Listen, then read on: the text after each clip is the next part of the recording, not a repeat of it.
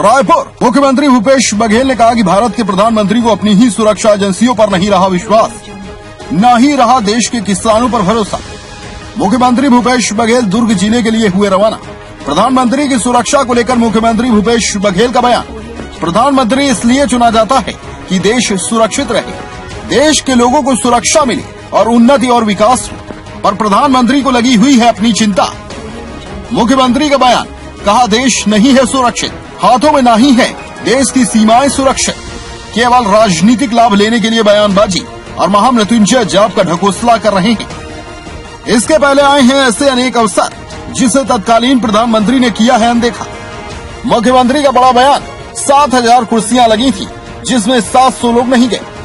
बड़ी बात यह है कि आखिर 7,000 लोगों को संबोधित करने प्रधानमंत्री कैसे जाते।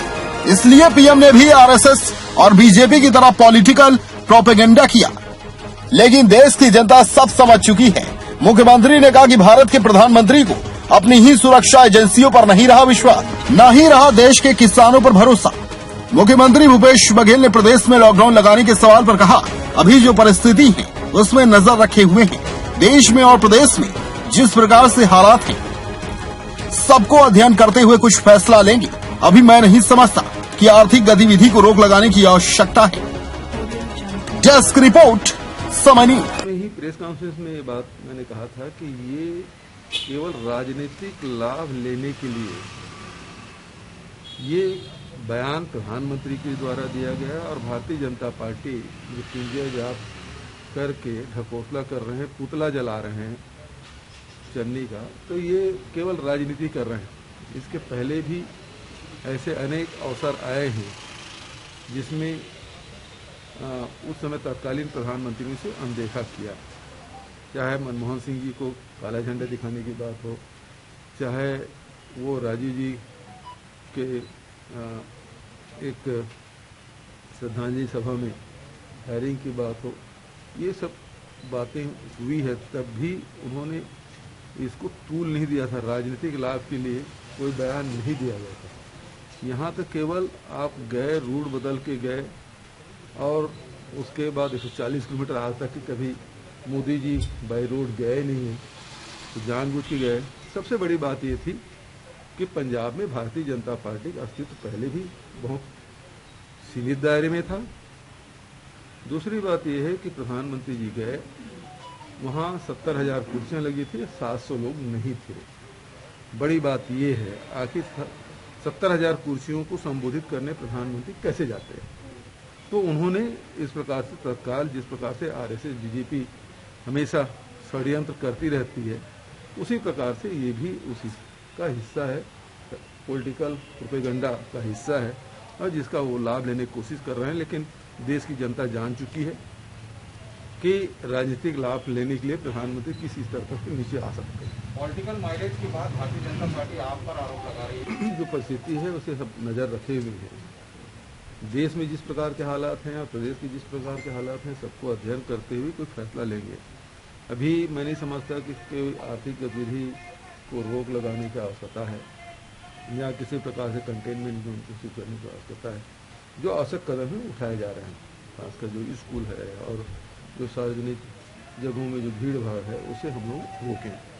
सर ये देखिए, जो वहाँ के लेमरू एलिफेंट कॉरिडोर में हम लोग 39 खदान उसके सीमा में आ गए हैं, सीमा भीतर आ गए हैं, तो वहाँ तो उत्खनन करने का सवाल ही नहीं उठता। इसलिए छत्तीसगढ़ को जो मिला था और दूसरे राज्यों के लाट हुआ था, वो सारे अब उसमें कोई आगे गतिविधि नहीं होगी। और ये पहले भी हमने लेमरू एलिफेंट के जो प्रकाशन किए उसको भारत सरकार को भेज दिया गया है और कल जब बात हुई तब भी उसको जानकारी दी गई। शिमला में अंबिकापुर से एक वीडियो नगरीय निकाय चुनाव में हम एक तरफा जीते हैं, तो हमको पॉलिटिकल माइलेज लेने की क्या जरूरत है। क्या माना जाए कि देश में प्रधानमंत्री असुरक्षित मान रहे हैं अपने आप को और उनके हाथ में देश दिया गया, ऐसे किस रूप में देखेंगे आप? क्या भारत में भी असुरक्षित महसूस कर रहे हैं? बहुत बढ़िया सवाल आपने किया, उसके लिए मैं धन्यवाद देता हूं कि भारत के प्रधानमंत्री को अपनी सुरक्षा एजेंसियों पर विश्वास नहीं रहा।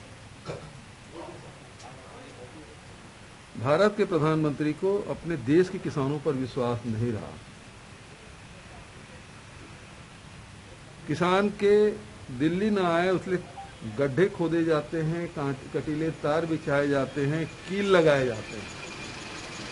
अब जो वही किसान उनसे बात करना चाहते हैं तो बात करने का समय नहीं देते। 1.5 साल हो गया और आज उनको किसानों से खतरा है। प्रधानमंत्री जी, आपको ये तो देश किसानों का देश है और किसान से ही आपको खतरा है। तो प्रधानमंत्री जी यदि अपने आप को सुरक्षित महसूस नहीं करते तो देश की सुरक्षा क्या करेंगे? सवाल तो इस बात का है।